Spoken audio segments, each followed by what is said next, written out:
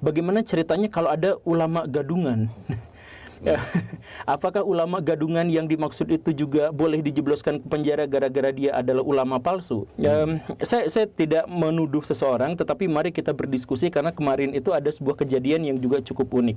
Pak Refli Harun kemarin mengundang Pak Bahar bin Smith, Pak Habib Bahar, untuk ya ada di podcastnya. Dalam dialog yang cukup panjang itu, sekitar 2 jam kurang, itu ternyata ada selipan yang kemudian menjadi viral di mana-mana, yaitu bahwa ternyata Pak Habib Bahar tidak bisa membaca Arab gundul.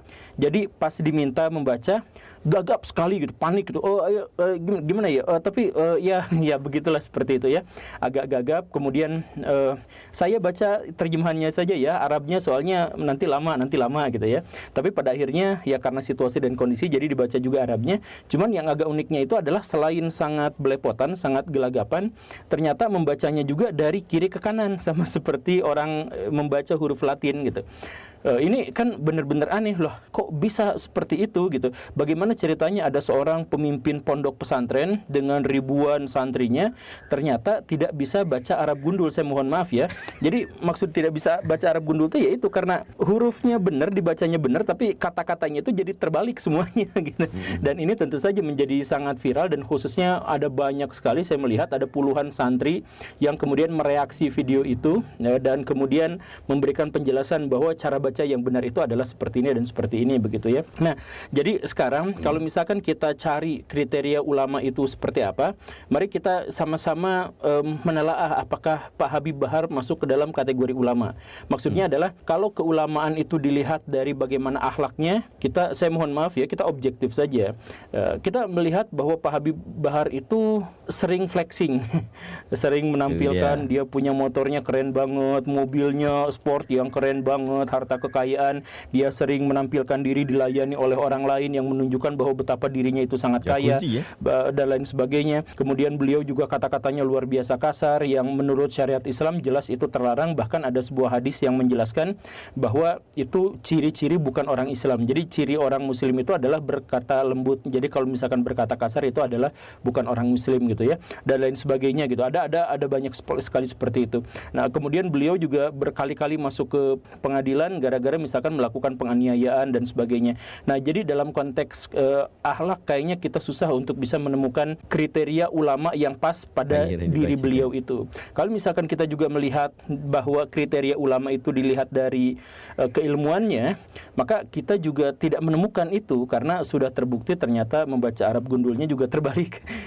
Atau misalkan ulama itu secara umum bisa saja menguasai ilmu tertentu, dan kita juga sampai sekarang tidak mengetahui beliau punya spesialisasi di bidang apa gitu, apakah ilmu ekonomi gitu atau ilmu matematika dan sebagainya, maka itu juga tidak. Jadi kriteria ulamanya itu yang semacam apa? Nah, pada konteks inilah pada akhirnya kita bisa menduga-duga ternyata banyak sekali ulama-ulama gadungan di Indonesia atau ulama palsu yang meraup keuntungan yang sangat besar dengan berjualan agama itu, dengan ceramah di mana-mana dan sebagainya, dan buka pesantren di mana kemudian bikin bisnis syariah, bikin apa segala rupa, dan akhirnya dia mendapatkan keuntungan yang sangat luar biasa, padahal ternyata beliau gadungan. Misalkan seperti itu ya. Jadi saya sekali lagi bertanya kepada Baraya, apakah cerita ini relevan gitu untuk diajukan gitu. Dan kalau menurut Baraya ini relevan, mari kita lanjutkan pada banyak sekali kasus yang atau fenomena yang bisa kita lihat di mana-mana. Jadi misalkan di kampung saya itu juga ada, bukan kampung saya sih, kampung sebelah saya gitu ya. Itu ada ulama yang jualan tahlilan. Jadi kalau ada orang yang meninggal, dia langsung kasihin brosur atau yang semacam itulah gitu. Jadi kalau ada yang meninggal dunia, kemudian keluarganya mau tahlilan, Pak, Ibu, maaf ini kalau mau tahlilan ada tarifnya. Kalau 15 juta, ini yang hadirnya sekian orang untuk membacakan. Kemudian ininya sekian, berapa hari dan sebagainya gitu. Ada yang paket 40 juta, ini orangnya yang datang sekian, tahlilannya sekian hari dan sebagainya. Itu ada kejadian seperti itu. Bahkan salah satu kawan saya itu ceritanya unik. Jadi ada bapak-bapak yang memang maaf ya, sekarat gitu, mau meninggal dunia gitu. Kata dokter, ada sih peluang untuk bisa menyembuhkannya, yaitu dengan operasi, tapi kemungkinannya 50-50 gitu. Nah, keluarga itu langsung berembuk dan mengambil sebuah kesimpulan dan keputusan. Daripada 50-50 operasi seperti itu, mendingan uang yang memang sudah ada itu, daripada dialokasikan buat operasi, mendingan dialokasikan, ya udah pasrahkan saja beliau meninggal ini karena ada jatah uang untuk tahlilan, karena biaya tahlilan itu sangat mahal gitu. Nah, itu ada ulama, dalam tanda kutip ya, ulama-ulama yang jual paket itu gitu. Ternyata pas saya cek di Google, ternyata di Malaysia juga banyak yang seperti itu, paket tahlilan sekian, paket tahlilan sekian. Nah, itu kan dapat keuntungannya yang sangat luar biasa, tapi dari membuat atau dari jual beli agama gitu. Kan tahlilan itu sebenarnya adalah budaya masyarakat Nusantara yang bisa saja dicocokkan dengan Islam, bisa saja tidak dicocokkan, tapi itu adalah budaya masyarakat Nusantara. Nah, ya nggak jadi masalah kalau tahlilan itu misalkan budaya masyarakat Indonesia yang dicocokkan dengan Islam, itu bisa saja. Tapi kalau misalkan sampai dipaket-paketkan seperti ini, paket 30 juta nanti tahlilannya sekian hari, paket 50 juta nanti tahlilannya sekian hari, yang datang adalah sekian ribu orang dan sebagainya, itu benar-benar keterlaluan. Tapi ada yang seperti itu. MUI, di mana MUI? MUI itu, saya mohon maaf ya, tapi Majelis silakan Ulama cek Indonesia. aja. MUI itu seringnya menggelandang orang-orang kecil gitu. Jadi menggelandang YouTuber, TikTokers yang kecil gitu, itu bisa sama mereka ditangkap penistaan agama dan sebagainya. Tapi kalau yang labelnya ustadz, yang labelnya ulama gitu, apalagi yang kaya raya, itu senyap sama sekali, gak ada. Ya silakan ditanggapi lah. Tapi ada yang seperti itu, ada ulama yang jual beli itu, atau ada konteks ulama yang lain yang jual beli agama. Tapi jadi ada misalkan gini nih, teman saya adalah seorang pengusaha, bukan teman saya, temannya teman saya adalah seorang pengusaha, kemudian bangkrut. Nah, karena bangkrut, dia langsung menghubungi seorang dari dunia entertainment, infotainment yang kayak gitu, yang ahli gimmick. Kemudian dia mau jadi ustadz. Nah, sejak saat itu dia gimmicknya jadi ustadz. Jadi ke TV nasional, ke radio, ke mana-mana itu dia jadi ustadz gitu. Jadi gadungan. Lengkap, udah ada sorbannya, udah ada apanya, kemudian ngomongnya harus seperti apa dan sebagainya, dia rancang, dan akhirnya beliau menjadi sukses. Jadi sukses sebagai ustadz. Ada yang seperti itu dadakan gitu ya. Ya gak apa-apa sih kalau misalkan semua informasi yang dia sampaikan juga baik-baik saja, ya tidak jadi masalah. Cuman maksud saya, apa ini termasuk komersialisasi agama gitu atau apa, silahkan tulis di kolom komentar. Wow, ini saya kira apa yang disampaikan oleh Guru Gombul sangat tajam sekali dan menusuk teman-temannya. Tapi ya ini memang harus disampaikan agar banyak orang yang sadar gitu loh. Oke, kita akan lanjut lagi. Terus ada contoh lagi kasus ulama jenis yang lain ya, yaitu ulama yang suka ngeruqyah. Labelnya sih anggap saja ruqyah syariah gitu ya, kemudian dikasih sorban, dikasih jenggot, apa segala rupa, kasih gamis dan sebagainya. Tapi pas ngeruqyah bacaannya aneh-aneh gitu ya, kemudian kasih konsultasi juga yang aneh-aneh gitu. Kemudian bahkan ada pasiennya itu yang sampai muntah darah gitu, kesurupan apa dan sebagainya gitu. Kan dalam Islam tuh Nabi kalau bikin ruqyah-ruqyah kayak gitu nggak ada kesurupan-kesurupannya, apalagi interaksi dengan jinnya gitu ya, ngobrol dengan jinnya, aing mau. Nah, ya, kayak gitu gak ada ceritanya seperti itu. Ruqyah mah ya baca Quran saja baraya, kemudian sampaikan kepada ya si pasiennya itu untuk segera lekas sembuh, doakan dia untuk hal-hal yang terbaik, ya seperti itu saja. Dan gak ada cerita-cerita yang lebih dramatis dan bombastis gitu yang cocok untuk dimasukkan ke dalam media televisi atau di depan kamera, ya gak ada cerita-cerita yang seperti itu, kecuali adalah kasus-kasus yang sangat kecil gitu ya. Kebanyakan kan itu sebenarnya adalah trends gitu. Tapi itu kalau misalkan baraya sekarang lagi bangkrut gitu, terus susah untuk mendapatkan pekerjaan, baraya nyamar aja jadi seperti itu, tinggal pakai sorban, panjangin jenggot, kemudian baraya ngaku bahwa baraya bisa ngeruqyah dan sebagainya, dan dengan sedikit kemampuan hipnosis itu baraya bisa membuat orang-orang jadi kepahan kayak gitu, terus dapat uang dari situ. Lumayan baraya itu gede, jadi bisnis yang berbasis agama itu enak banget gitu ya. Atau ada yang lain lagi, ulama yang ngaku sufi, yang ngaku tarekat, yang ngaku dapat makrifat, yang ngaku dapat karomah apa segala rupa gitu. Terus dia suka ngeramal, Anda itu sebenarnya begini ya, oh iya begini, nenen gitu ya.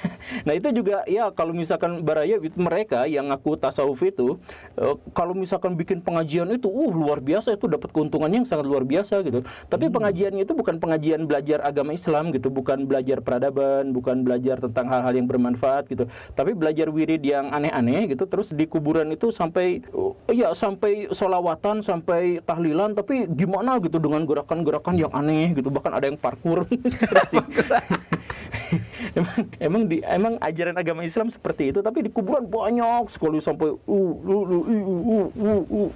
yang kayak gitulah dengan bacaan-bacaan yang aneh. Itu setiap bikin event event tahlilan semacam itulah atau event sholawatan yang seperti itu dapat uangnya luar biasa. Bahkan banyak di antara mereka yang minta sedekah, tapi minta sedekahnya itu maksa gitu, karena nanti kan dapat barokahnya juga jauh lebih besar gitu. Jadi kalau kamu misalkan ikutan ritual yang seperti ini, nanti semua santet pelet yang kena sama tubuh kamu itu akan hilang, nanti kamu akan dapat rezeki sekian-sekian, kalau kamu mengamalkan wiridan sekian-sekian, nanti kamu dapat ilmu kekebalan apa segala rupa, ya itu dijualin segala rupa yang kayak gitu. Ya tinggal cukup pakai sorban aja udah selesai baraya.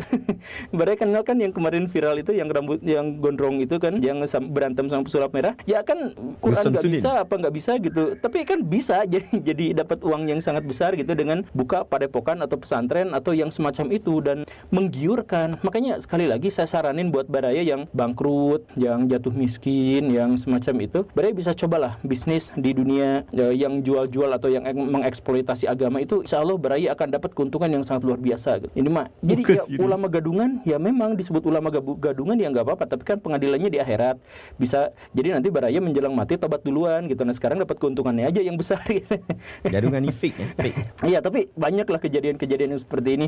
Ada ulama-ulama gitu yang nyuruh, yang bikin pesantren, kemudian nyuruh anak-anak pesantrennya itu adalah naik mobil, baca sholawatan, pakai toa pelan-pelan, minta sumbangan ini itu gitu ya. Terus bikin video di YouTube, short video gitu ya, menampilkan bahwa pesantrennya itu kumuh, pesantrennya itu jelek, mushaf Qurannya banyak yang udah rusak. Kemudian ada anak-anak kecil yang di situ sedang berdoa ya, yang semacam itu, yang minta bantuan dan sebagainya gitu ya. Nah, kita juga belum tahu, ini mah bukan menuduh gitu ya, tapi kan banyak juga ada laporan juga yang ternyata yang seperti itu tuh digunakan untuk hal-hal yang lain, bukan untuk pendidikan pesantrennya gitu. Banyak yang seperti itu gitu. Ya kalau misalkan mau bikin pesantren mau apa ya, kaya duluan, tajir duluan, kan prinsip dari pesantren itu kayak gitu. Si kiainya punya harta kekayaan yang melimpah, kemudian dikelola bareng-bareng sama santri, maka makan, minum, beristirahat, mengaji, semuanya ada dalam satu ruang lingkup yang sama, kan begitu ya. Nah, ini kalau misalkan pesantrennya nggak punya, terus bikin aja yayasan, kemudian bikin pesantren, kemudian minta donasi sana ke sini untuk menghidupi orang-orang yang mengaji itu, tapi juga untuk menumpuk harta kekayaan. Makanya saya pernah itu mengajar di yayasan Islam gitu. Gurunya dibayar sangat murah, beneran sangat murah, tetapi pemilik yayasannya itu naik mobil kemana-mana gitu, sekolahnya juga besar, sekolahnya tinggi gitu, tapi si guru-gurunya hidup dalam kenestapaan gitu. Ya itu karena itu. Jadi kalau misalkan ada sumbangan, ada apa ya disortir dulu. Kalau yang gede-gede itu adalah buat pemilik yayasannya, kalau yang kecil-kecil ya enggak. Tapi intinya itu balik lagi, itu adalah untuk agama gitu, untuk apa. Jadi kalian sekolahin di sini itu adalah untuk bla bla bla bla. Kalian gratis kan? Ya gratis karena dapat sumbangan dari sana sini. Mereka mintanya berdasarkan yayasan, tapi bagian besar itunya adalah untuk pembinanya gitu. Banyaklah cara-cara seperti itu. Tapi intinya mah sekali lagi ini mah apa ya? Saran lah buat baraya yang mau bangkrut atau yang udah gak punya uang dan sebagainya. Baraya bisalah dengan mudah jualan agama karena banyak sekali baraya nggak harus hafal Quran, nggak apa-apa. Baraya nggak hafal dalil juga nggak apa-apa. Banyak kan ustadz yang kayak gitu. Baraya nggak bisa baca Quran, nggak bisa Arab gundul juga ya nggak apa-apa. Tinggal beli orang yang ahli gimmick segala rupa, itu bisa selesai seperti itu. Itulah sebabnya di Indonesia gelar doktor itu sedikit, dan sebagian besar dari yang gelar doktor itu adalah gelar doktor di jurusan agama, karena cuannya sangat menggiurkan. Mereka nanti mau menista agama mereka nanti mau menghujat agama, mau membuat agama ini menjadi keruh, menjadi agama itu menjadi mencekam, menjadi sering menghujat, menjudge dan lain sebagainya. Ya itu kan gara-gara ulama-ulama gadungan yang seperti itu kan. Dan insya Allah aman. Jadi maksudnya gini, baraya, kalau baraya jadi PNS kan aman, susah dipecat gitu kan, susah di apa, banyak tunjangan gitu kan, tapi kan gajinya kecil, 5 jutaan, 10 jutaan gitu ya. Ya gitu, yang udah yang berapa gitu. Nah, tapi kalau misalkan baraya jual beli agama, itu baraya gak mungkin dipecat. Jadi saya mengkritik sedikit aja, mereka langsung habis-habisan gitu, nyerangnya itu gila-gilaan, bisa sampai menteror, bisa sampai apa gitu kan. Jadi mereka melakukan kesalahan apapun pasti dibelain, mereka merusak agama seperti apapun pasti dibelain gitu. Jadi baraya juga kalau misalkan gabung ke mereka pasti dibelain gitu. Jadi tenang-tenang aja. MUI nggak akan ngapa-ngapain baraya, percayalah. MUI itu hanya ya sampai sejauh yang kita ketahui ya, kita belum mengenal ada MUI yang misalkan melawan ulama yang menyesatkan atau apa kayak gitu, ya dibiarkan aja, biasa-biasa aja. Kecuali yang kecil-kecil. Kalau yang kecil-kecil ya mereka beranilah bertindak. Tapi kalau misalkan yang sudah punya masa besar dan sebagainya ya mereka diam aja. Gitu nggak sih? Ya kalau misalkan enggak syukur, kalau enggak gitu syukur gitu ya. Tapi sejauh ini yang kita lihat fenomenanya memang begitu. Terima kasih karena sudah menyimak. Saya Guru Gembul. Assalamualaikum warahmatullahi wabarakatuh. Nah, itu dia teman-temannya apa yang tadi disampaikan oleh Guru Gembul, dan saya pikir memang hal-hal yang seperti ini menjadi pembelajaran juga ya, apalagi terhadap mereka yang suka menyampaikan hal-hal yang tidak benar gitu loh. Artinya mereka mengklaim diri sebagai cucu Nabi, ya kan? Atau mungkin di Kristen ada yang mengklaim diri sebagai seorang pendeta, ya kan? Atau dia seorang apa namanya, yang sudah pernah bersekolah tinggi, ya kan? Padahal sebenarnya belum pernah gitu loh.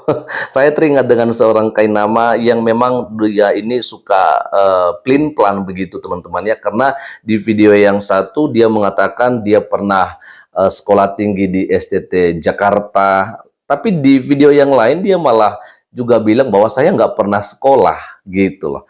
Dia juga pernah mengklaim diri sebagai seorang yang sudah tamat di apa namanya, S2 gitu ya, di Leiden, Inggris, ya, dan akhirnya dia kembali mengatakan bahwa enggak pernah gitu loh.